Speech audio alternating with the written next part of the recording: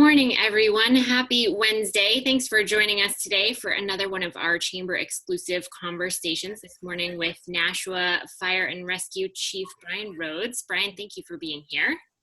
You're very welcome. Thank you for the invite.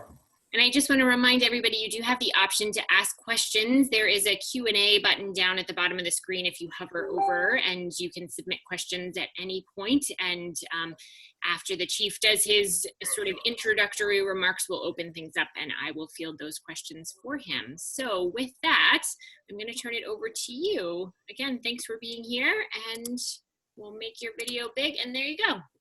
Great. Well, good morning to all chamber members.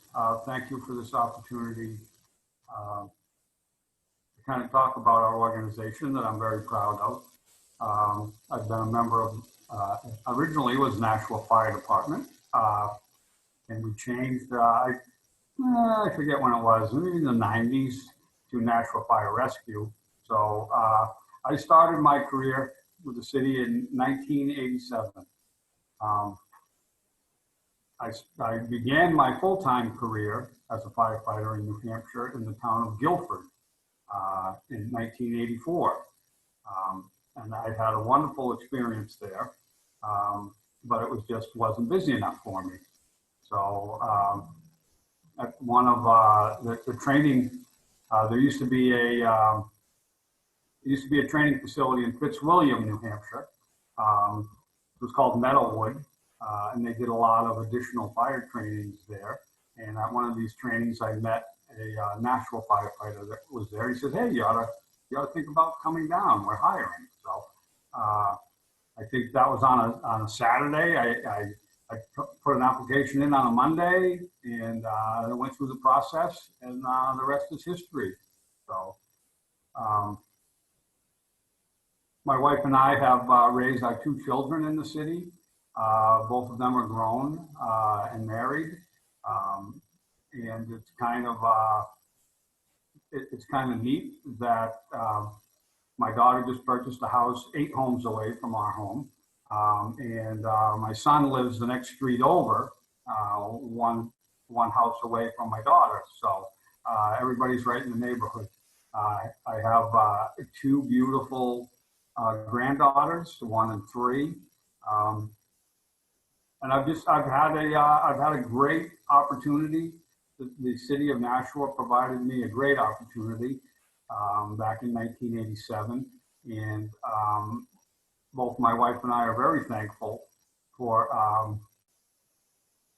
again the opportunity to work in a wonderful city. And as I like to say, I consider myself to be a very humble person, but in 1987, I don't know if anybody remembers what Money Magazine rated the city of Nashua. #1 city in the United States. Is that a coincidence? I don't know. I tell everybody that's the year I came. So, no, it was pretty cool. Nashua, to me, at the time, I didn't realize it, that my grandparents on my mother's side are French Canadian heritage. And when I got hired in Nashua, I let my grandmother know that, and she remembered, oh, we used to stop in Nashua on the way to Connecticut on the train. It was a water stop. So there was that little connection right from the beginning. So as part of my bio said, when I was up in Guilford in the early 80s, that's when I got my associate's degree in fire science, fire protection. Life started to happen. We got married, and Mary and I in 1989, started having children. And I never really continued with my education until 2016, I think it was. So I took a 30-year spring break, as I like to call it. And I went back and got my bachelor's degree in public service management. And that was very rewarding for me. Prior to that, from the 2008,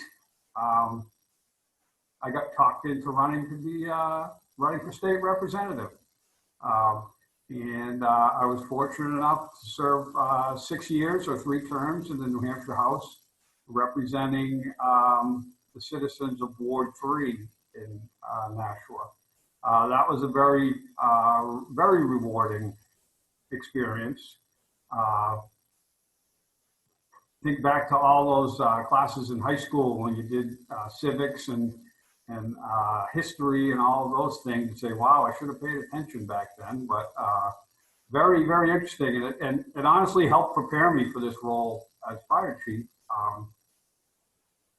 Because it taught me how to, be a good listener, how to be inquisitive and ask good questions, particularly in the committee hearings.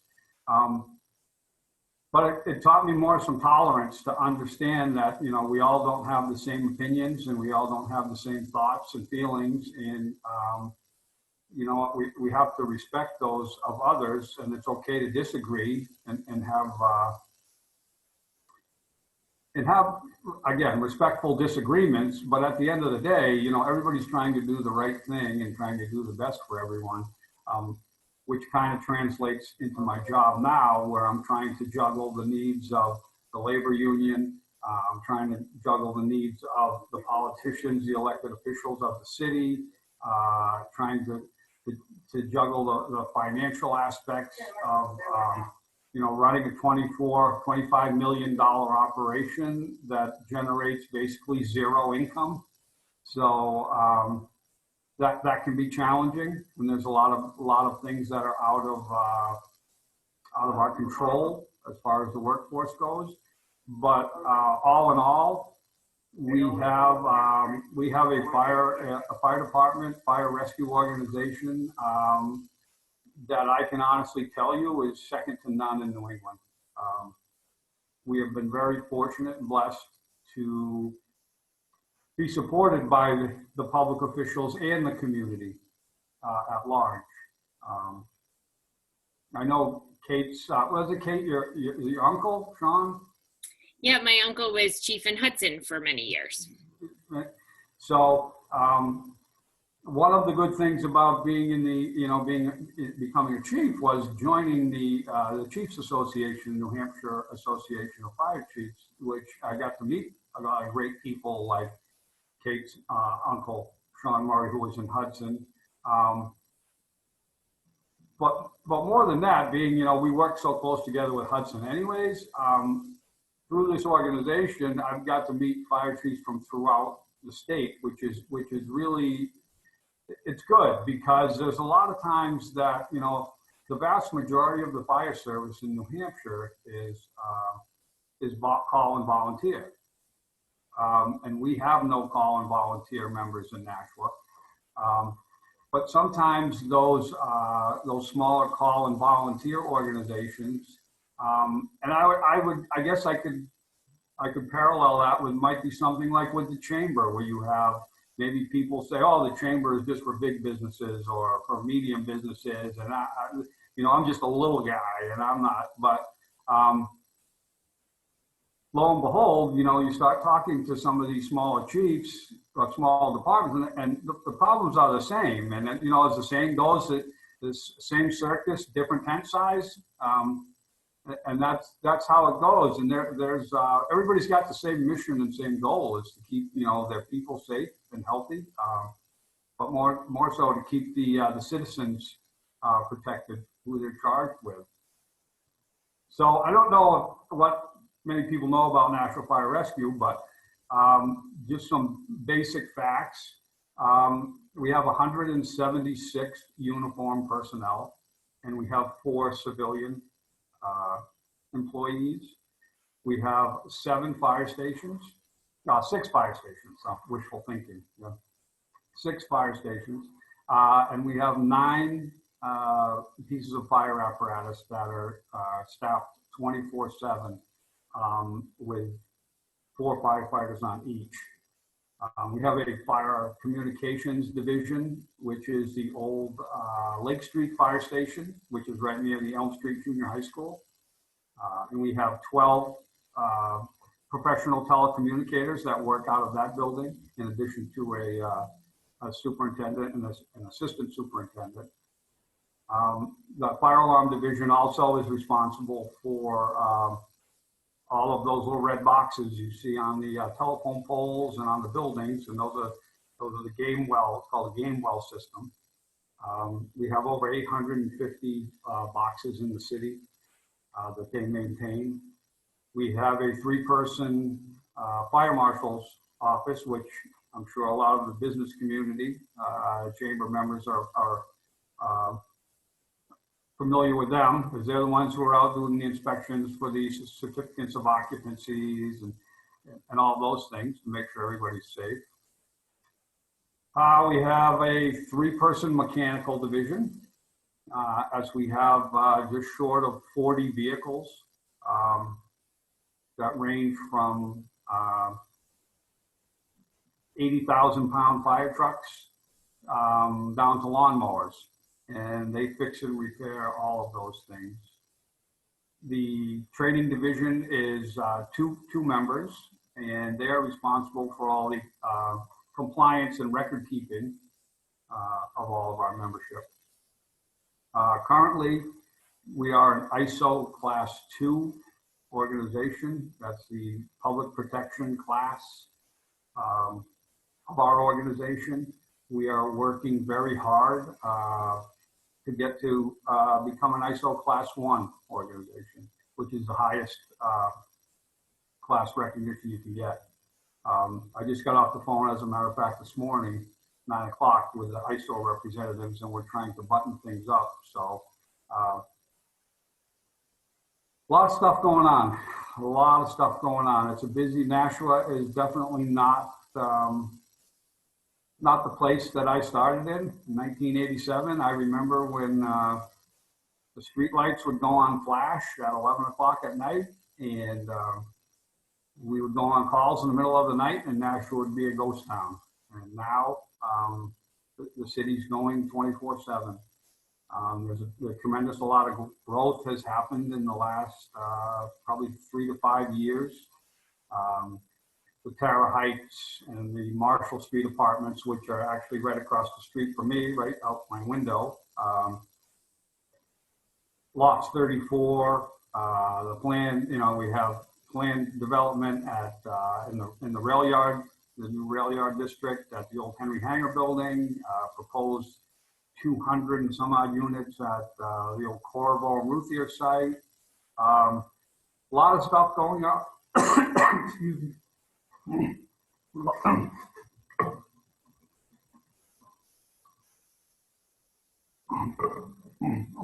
Excuse me.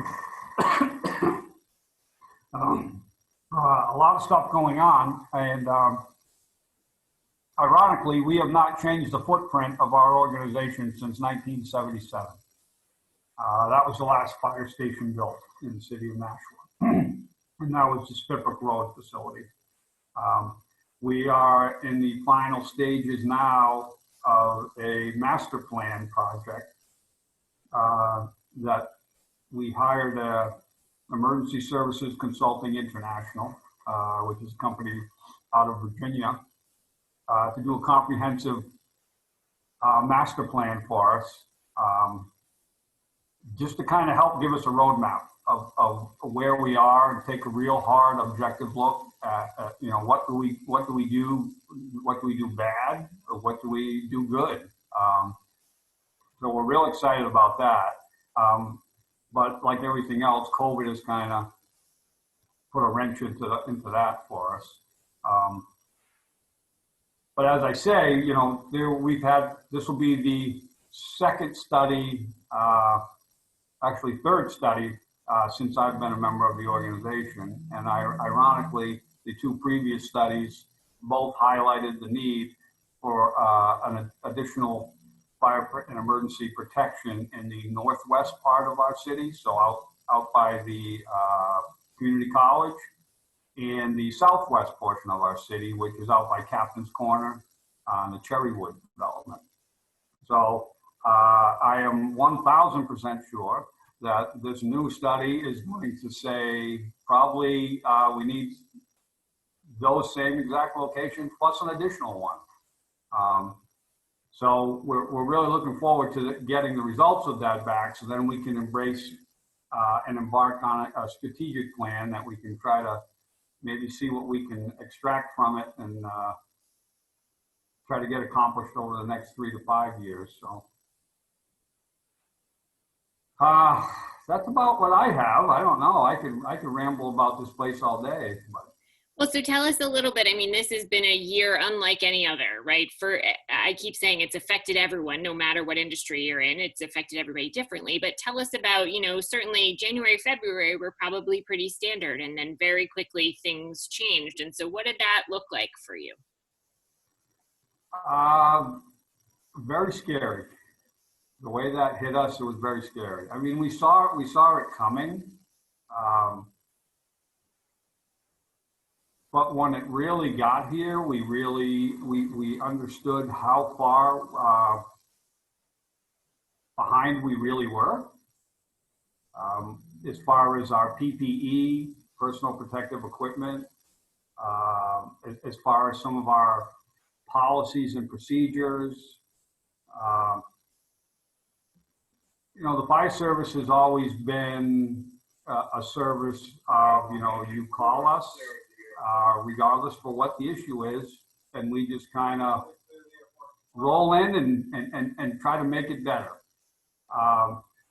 This whole COVID situation has caused us to pause and kind of rethink some of our response and take a more measured approach on our response. So instead of just diving into the problem, being a little bit more cautious, asking a few more questions, making sure that we don't send 3 firefighters into an unknown medical problem, where we could send one in who was properly equipped with PPE to do an assessment. We've tried to get people now to come out to see us if they can. So we're not putting our people in enclosed places. We've instituted health checks twice a day for our employees. We never did that. And I'm sure others out there have done it for your businesses, but we were scrambling at the beginning of this, and I think there were 7 of us, including 2 of our civilian admin staff here at fire headquarters, who ordered digital thermometers off our own personal Amazon accounts because we couldn't get any. And then we were limited when we tried to order them, because that's at the beginning when people were hoarding. They started putting limits on what we could get. But that speaks to the type of people here in our organization that it wasn't a concern of what it cost. It was a concern of, we need this to keep our people safe. My biggest concern throughout this whole event has not been getting my people sick from a response standpoint. My biggest fear was them getting sick at home and bringing it into a fire station. Because we just can't afford to shut down an entire fire station for any length of time. Because at the time we weren't prepared to do a complete disinfecting of the station. It's just something that we had never thought of. Yeah, our fire stations are clean. Our people do an incredible job maintaining them.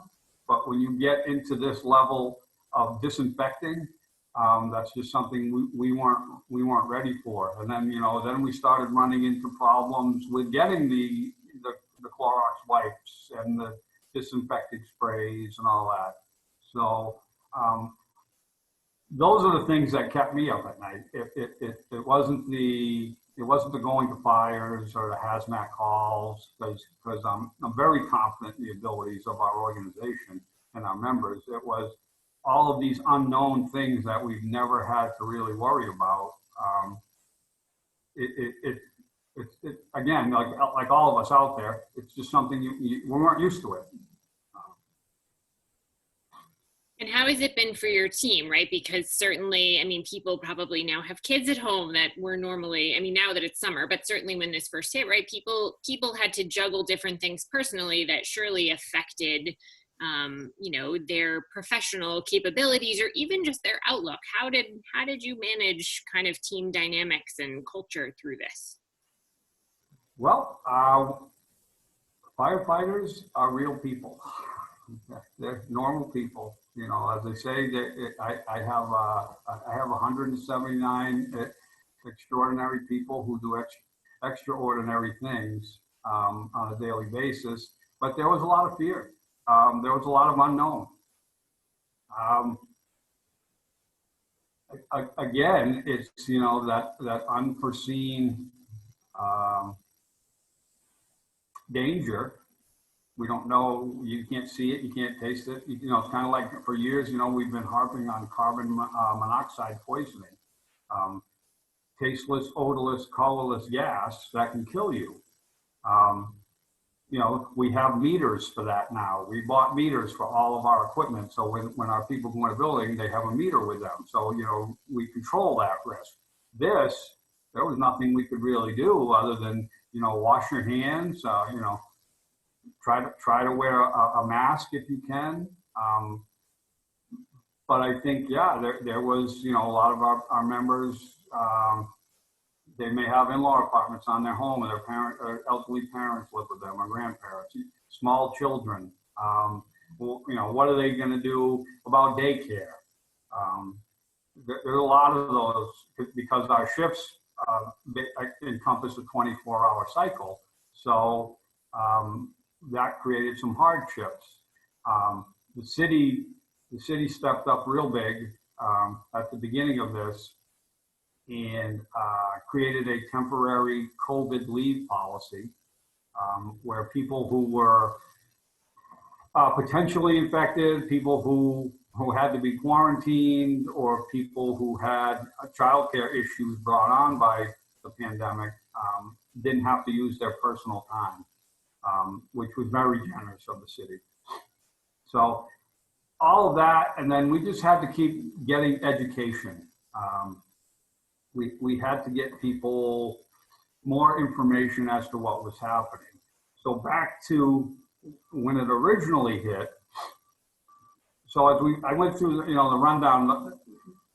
We're a very lean organization as far as an administration goes. There's myself as the chief, and there's one assistant chief that works during the day, and that's it. So I always like to say, when one of us is out, the other one becomes a single parent of the Brady Bunch, because you have all of these things flying at you all day long, and you get nothing done because you're putting out small fires, so to speak. So ironically, when COVID hit, my assistant chief, George Walker, was on vacation. And it didn't take me long to realize that there is no way that we were going to deal with this with the daytime staff that we had. So in collaboration with Local 789, which is the firefighters union, we came up with an MOU that basically allowed me to do some things with the workforce that aren't regularly allowed with the contract. And we created an incident management team of, we started with 3 people and we expanded to 5 that focused 100% on the COVID-19 pandemic. So all they did 5 days a week, 8 to 10, 12 hours a day was focus on COVID. And that's how we got more of our policies, our procedures, our logistics of the PPE and the cleaning supplies and all of those things. And that group did an incredible job.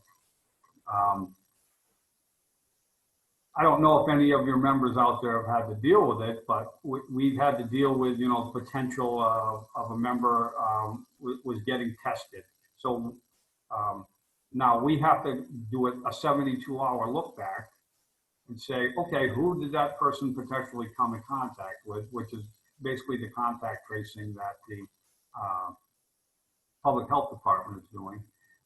And, there were times we had, upwards of 12 people that we had to say, no, you can't come in. You have to stay home, which creates a hardship for us. But that's 12 people that someone has to be in contact with and understand and kind of educate them and guide them through the process.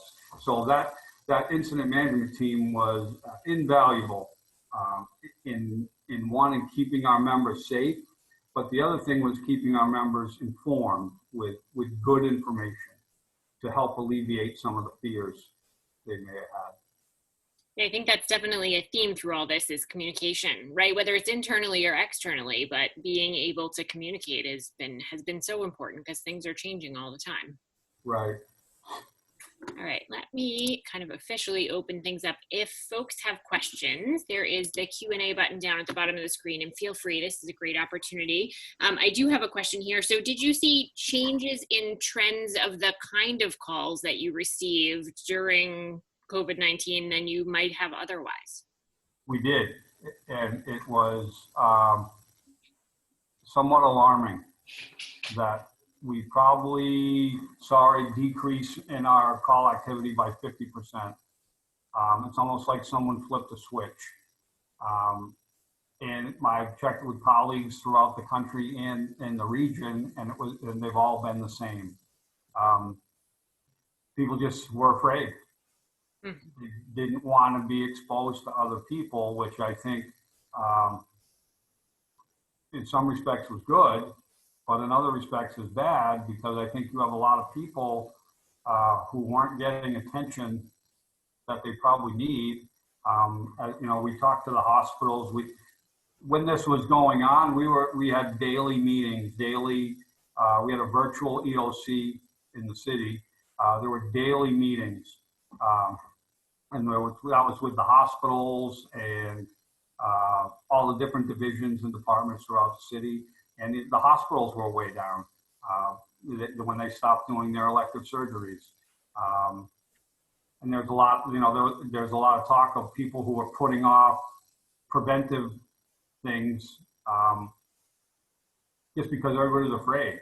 They were afraid to go to a hospital. I mean, in the middle of this, my wife had an emergency appendectomy that I had to drop her off at the door at the medical center and said, sorry, hon, call me when you can. But I mean, our hospitals did a fantastic job throughout all of this. And they kept everybody, extra safe. They were probably cleaner than they've ever been.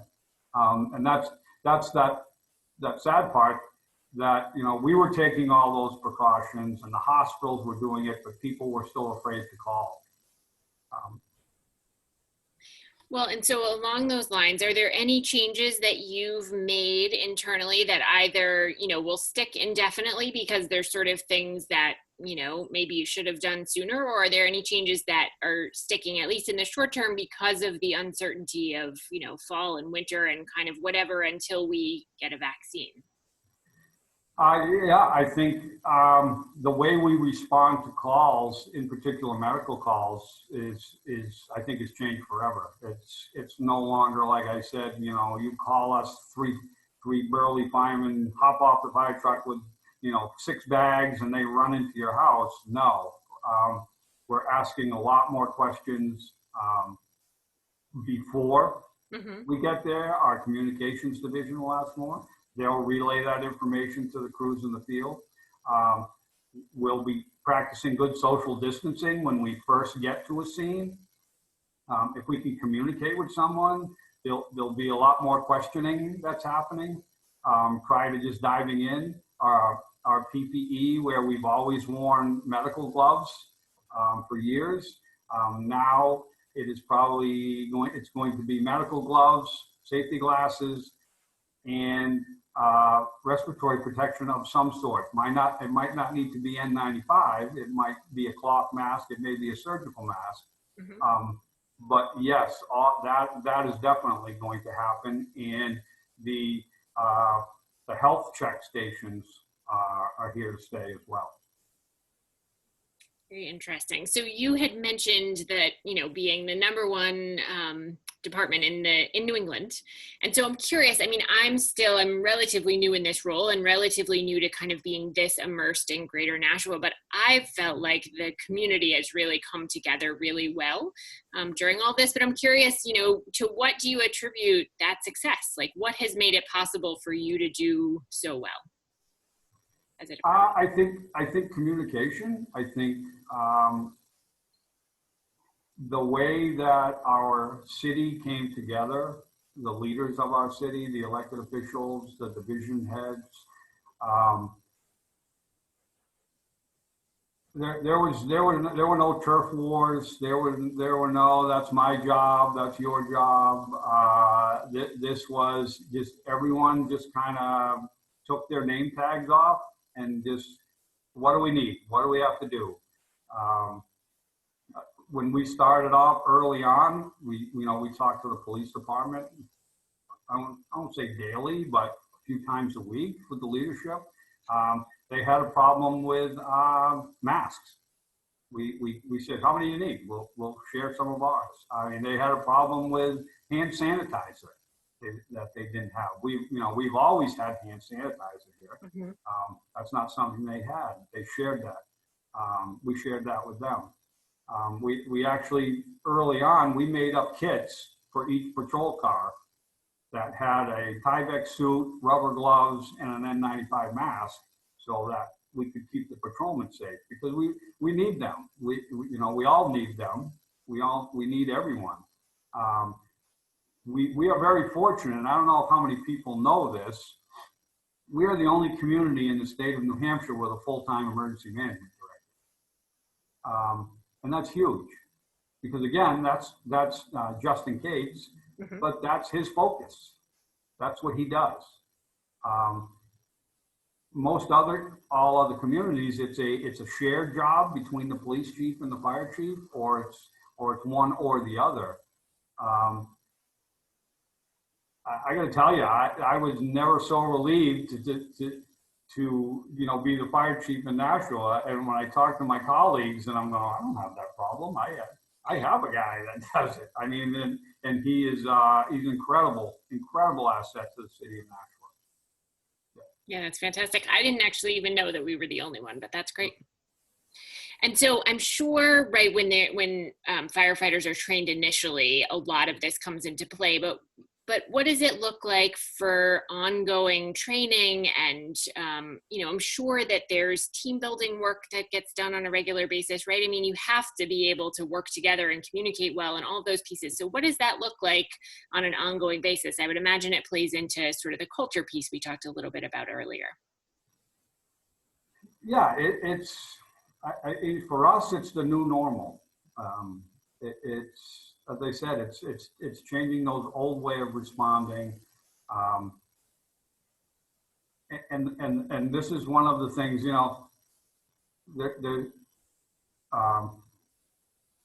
firefighters don't like change. Probably a lot of people don't like change. Right, but this was readily and rapidly accepted. Just due to the severity of this pandemic, there's a lot more awareness. So that, as far as this goes, that to me is an easy one. This has become the norm. This is how we're going to function going forward. One of the things as far as training before this is there's a problem, and there's been a problem in this country with first responders over the last 5 to 10 years of suicide and mental health problems. And we had just started back in September. We brought in a psychologist, and we put every member of our organization through a 4-hour program to help them learn about stress, how to deal with it, what resources are out there for them, and unfortunately, this pandemic hit, which didn't do anything to help us because it put more fear and stress on people. So as far as the pandemic stuff, I'm good. I think we're good with that. It's just a matter of keeping things up, staying vigilant. I'm more concerned about the mental health aspect of our employees going forward. How do we continue to do that? And it's going to be difficult, I think. I say it's going to be difficult. It may be easier, but doing it through a virtual platform such as this, getting people the training that they need to understand. This is it's a tough job. And as I said earlier in the chat, firefighters are normal human beings, just like everybody else. But some of the things they see on a daily basis, no one should ever have to see. And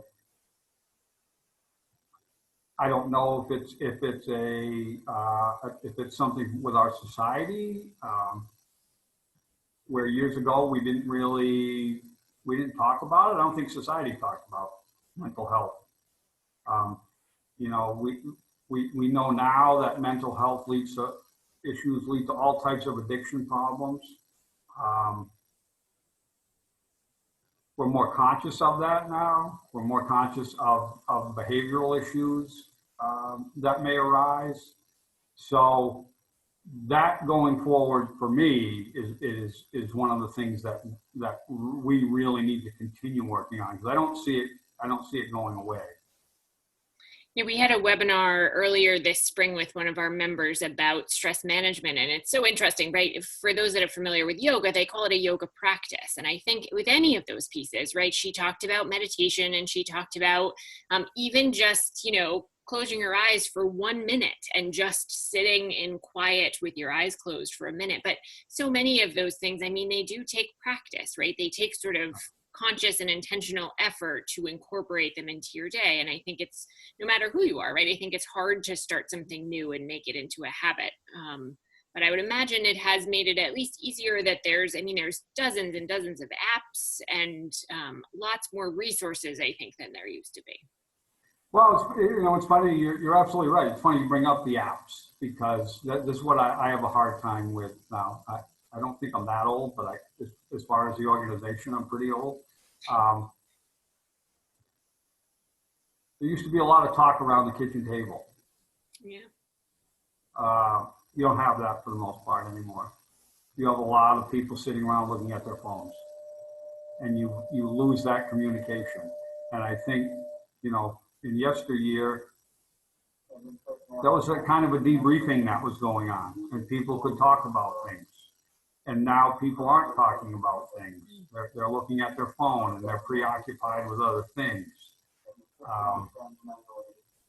It's sort of same side of, two sides of the same coin, right? It presents opportunities, but also, takes some things away potentially. Right. And I think I was just going to say that, but it opens up that opportunity to get some of that training, or to get some resources advertised out there, so that the members can, in their own private time, go on and look at it themselves. But it goes back to, you brought it up earlier, it's a cultural thing. Mm-hmm. Policemen and firefighters, they don't show aware. They don't show weakness, and particularly in front of their peers. And that's a stigma we have to break. We have to just say, no, it's okay to talk about it. It's normal. To your point earlier, we're all just people, right? Right. Yeah. Yep. So I'm curious, when you were a little kid, did you want to be a firefighter? Has this been sort of a lifelong dream for you? I think when I was 2, I think my parents bought me a fire truck. And then my dad, who is a twin, identical twin, his brother was a volunteer in a small community. And every time we went to visit, I had to go see the fire trucks. So back in Connecticut, where I was born and raised, I got my EMT certification when I was 16, and it was a volunteer ambulance service, but you had duty crews, and myself and 3 other of my friends, we were the Saturday night duty crew, because Saturday night was the busiest night. I'm sure. So I kind of got the bug early. I can honestly tell you, I never aspired to be a fire chief. That's not what I set out to do. I just wanted to be the best firefighter that I could be. And I've just been blessed with some opportunities along the way that has given me the opportunity to lead this great organization. Well, I think it makes such a big difference when you love what you do. We were talking about my uncle earlier, who retired from Hudson a number of years ago, but hasn't actually retired. He's sort of been popping around as interim chief for a bunch of different departments. And I think my guess is it's because he just loves it so much that, actually being away from it is not something he wants to do. Well, it's a lifestyle. Yeah. Particularly when you are not in the administrative end of it, you work a shift, so your life revolves around a calendar, and it's you get into a schedule of you work whatever 2 days, 2 nights, and you have 4 days off, or you work a 24-hour shift and then 48 off and 24. You get into a cycle, and that's kind of what So they do say there are a lot of firefighters and police officers who have problems when they retire because they don't think about what you're going to do when you retire, and you've been so programmed and so set in your ways that it becomes difficult to just walk away. Yeah, to suddenly have free time and different structure and right. Yeah. And so are there lessons that you've instilled, and you talked about your kids, lessons that you've instilled in your kids that have come from this line of work for you, like things that, I have a whole bunch of sayings in my head that my mom always said to me when I was growing up. Are there things that you've garnered from this job that you've passed down to your kids? Yeah, my kids, I just, I told them right off the bat, I go, look, just be honest. Work hard, and good things will happen. It's never talk bad about someone to someone else, because you never know when that you might need that person. It's all about relationships. For sure. My daughter graduated from UNH with a history degree. She went on for 2.5 years to be the HR manager of game day operations for the New England Patriots. Wow. But this is through relationships she made through internships, and now she's an HR manager for a 400-person company in Massachusetts. So, go figure. Yeah. Yeah, relationships, I often call New Hampshire a small town, right? I mean, it's just, especially a place like here, right? It's such a small place. So kind of in closing, is there anything that we all should know about the department that we may not already know? I know you shared a lot with us today, but is there anything that you want to make sure that people know? Well, I mean, it was kind of public, and it really pained me to have to make this decision, but the closing of the Safe Station program, when we entered into that program, we made it perfectly clear that, look, we're an emergency service organization, and we cannot be tied up for extended lengths of time trying to find a place for someone to go.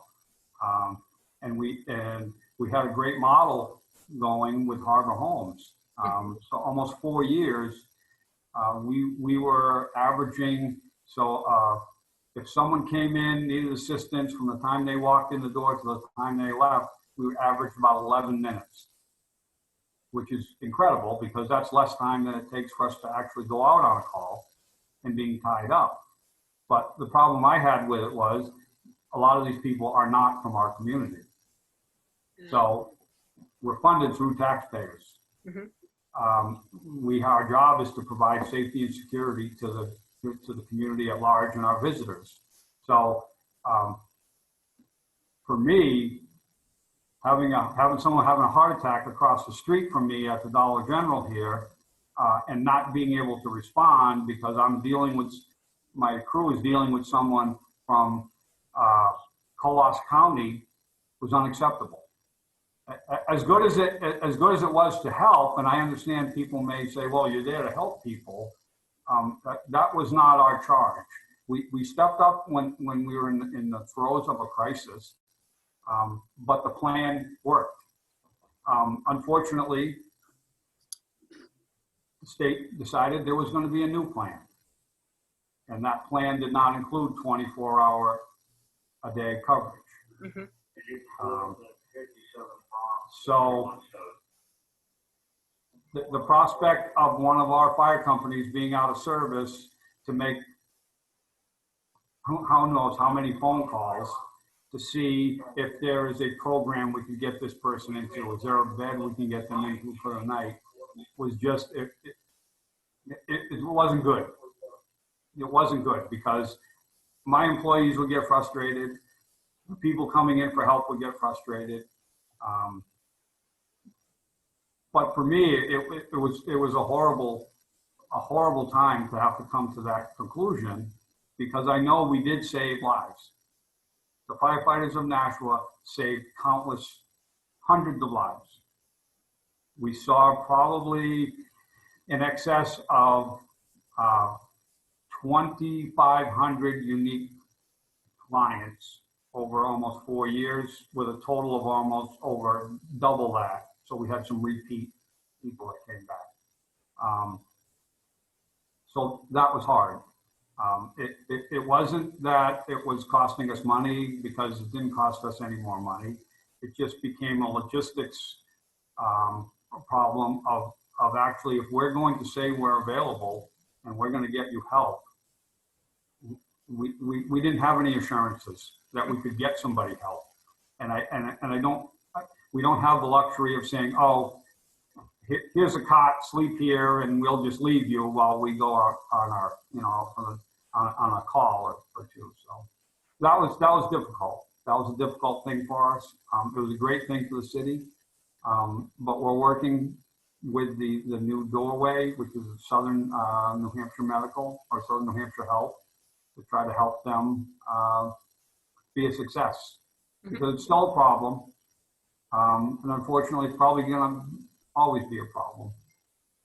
Well, and in the nonprofit sector, right, they talk about mission creep, right? Like that it's hard sometimes when there are places where you feel like you can provide value or needs that aren't being met, and an opportunity to serve in that way. But, again, they remind you all the time in the nonprofit world to come back to your mission and to focus on, figure out what that looks like. Right. So, certainly bittersweet decision. Yeah. Anything else you want to share before we adjourn for today? No, again, just thank you to all those businesses out there who are in the community, and I hope that the interactions with our with my staffs are good. I know they work awful hard to work with the business owners in the community, because some things they go in there, and some of the things that they have to by code and law enforce are very expensive. But they're very cognizant of that, and I have not received any complaints that people were treated poorly or unfairly, and I think that to me is that's what I'm all about, because again, I'm just trying to make this better than I was given to me. And I'd like to be able to offer more services to the community. But unfortunately, that takes more money coming this way, and there's a lot of hands in the city pie, so to speak, that have competing challenges and needs. So, yeah.